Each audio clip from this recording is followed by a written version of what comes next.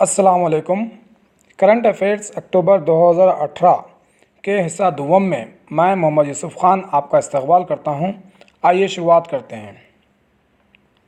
पहला सवाल है, सॉलिसिटर जनरल ऑफ इंडिया के तौर पर किसका तकर्रुर हुआ है? सॉलिसिटर जनरल ऑफ इंडिया के तौर पर तुषार मेहता का इंतखाब हुआ है, यानी तुषार मेहता अब सॉलिसिटर जनरल ऑफ इंडिया होंगे। सॉलिसिटर जनरल ऑफ इंडिया को अपॉइंटमेंट कमेटी ऑफ कैबिनेट तकर्रुर करती है। ये गवर्नमेंट के क़ानूनी मुशीर होते हैं जिसकी मियाद 3 साल होती है। सॉलिसिटर जनरल ऑफ इंडिया असल में अटॉर्नी जनरल ऑफ इंडिया के माविन होते हैं। अब ये अटॉर्नी जनरल ऑफ इंडिया कौन हैं? मौजूदा अटॉर्नी जनरल ऑफ इंडिया हैं के Venugopal. Attorney general of India government के चीफ लीगल एडवाइज़र होते हैं और सुप्रीम कोर्ट में हुकूमत के एडवाइज़र होते हैं, यानी वकील होते हैं। एडवाइज़र भी होते हैं, वकील भी होते हैं। और अटॉर्नी जनरल ऑफ इंडिया का तकर्रुर करते हैं सदर जमहूरिया। अटॉर्नी जनरल ऑफ इंडिया का तकर्रुर करते हैं सदर जमहूरिया और सॉलिसिटर जनरल ऑफ इंडिया का तकर्रुर करते हैं अपॉइंटमेंट कमेटी ऑफ कैबिनेट। अगर आपने अभी तक इस चैनल को सब्सक्राइब नहीं किया है तो सब्सक्राइब ज़रूर करें और बेल आइकन को भी दबा दें ताकि जब कभी मैं कोई वीडियो अपलोड करूं तो सबसे पहले इत्तला आपको मिले। और हाँ, लाइक तो ज़रूर करें। आपका एक लाइक ये वीडियो दूसरों तक पहुंचाने में मददगार होगा। अगला सवाल, इंडिया का पहला 2G एथेनॉल बायो रिफाइनरी किस रियासत में क़ायम होगी? इंडिया का पहला 2G एथेनॉल बायो रिफाइनरी ये क़ायम होगी उड़ीसा में। उड़ीसा में बारगढ़ ज़िले में ये 2G एथेनॉल बायो रिफाइनरी 2020 तक क़ायम हो जाएगी, जहां पर चावल के स्ट्रा से एथेनॉल की पैदावार की जाएगी, जिसको भारत पेट्रोलियम कॉरपोरेशन लिमिटेड क़ायम करेगा। एथेनॉल की पैदावार का अहम मकसद पेट्रोल में एथेनॉल को शामिल करना है ताकि ग्रीन हाउस गैस के अखराज को कम किया जा सके। अगला सवाल, इंडियन फ़ौज के किस शोबे ने मेडवॉच मोबाइल हेल्थ ऐप शुरू किया है? मेडवॉच मोबाइल हेल्थ ऐप ये शुरू किया है इंडियन एयरफोर्स ने। इंडियन एयरफोर्स ने अपनी 86वीं एनिवर्सरी के मौके पर यह ऐप शुरू किया है। ये ऐप दरअसल वज़ीर-ए-आज़म के डिजिटल इंडिया, आयुष्मान भारत और मिशन इंद्रधनुष का हिस्सा है। ये मोबाइल ऐप इंडियन एयरफोर्स के नौजवानों को सेहत से मुतालिक मालूमात फराहम करेगा। अगला सवाल,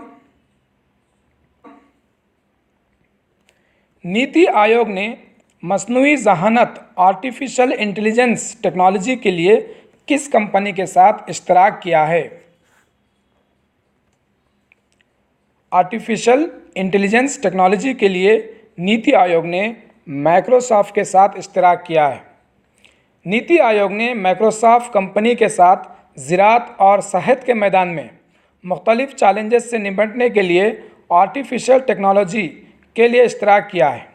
अब बात नीति आयोग की है तो नीति आयोग के मुतालिक 2 सवाल बहुत अहम हैं। पहला सवाल, नीति आयोग के मौजूदा वाइस चेयरमैन कौन हैं?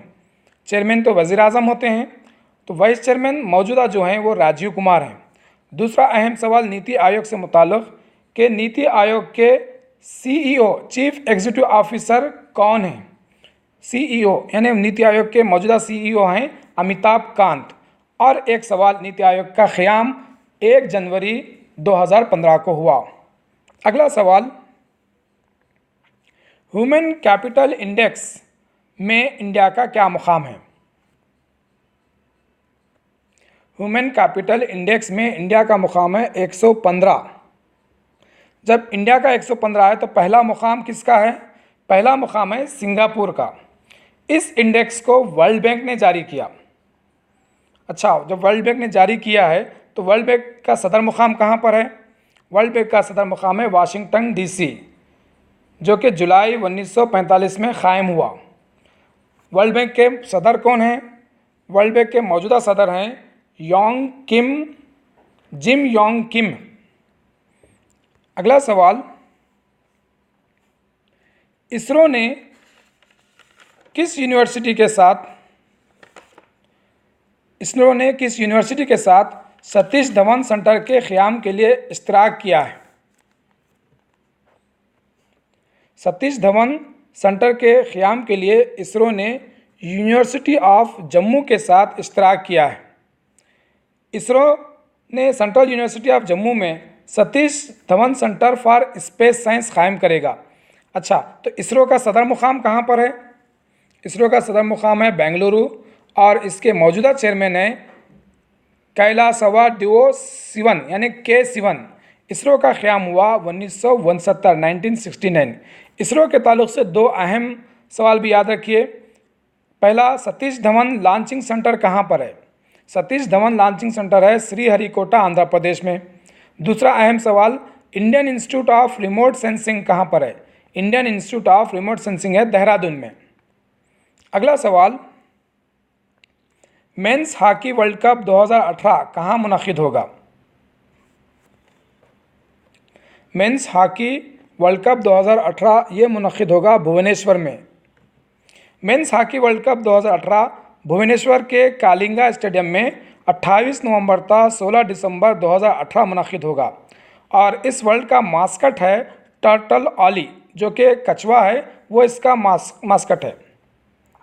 अगला सवाल,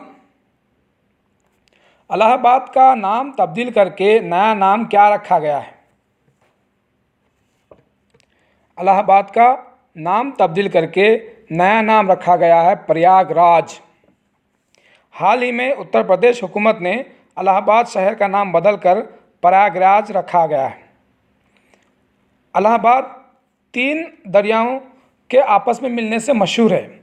क्या आप कमेंट बॉक्स में बता सकेंगे कि वो 3 दरियाएं कौन सी हैं? हाँ, मैं आपको एक बात बता दूं कि आप लिखने की आदत डालें। जो कुछ आप लिखेंगे वो बहुत देर तक याद रख पाएंगे। इसलिए कमेंट में इस सवाल के ताल्लुक़ से जितना आपको मालूम है उतना आप लिख दें।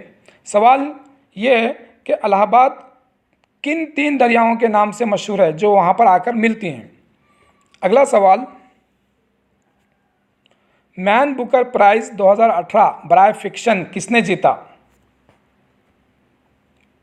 मैन बुकर प्राइज़ 2018 बराए फिक्शन ये जीता है अन्ना बर्न्स, ANNABURNS, अन्ना बर्न्स।